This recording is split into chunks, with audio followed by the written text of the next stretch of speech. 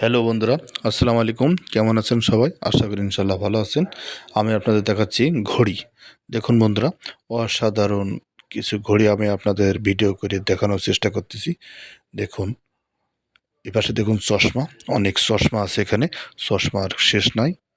দেখুন আপনারা, দেখুন তাহলে আমি আপনাদের ঘুরে ঘুরে সব কিছু দেখানোর চেষ্টা করতেছি। আমার সাথে থাক।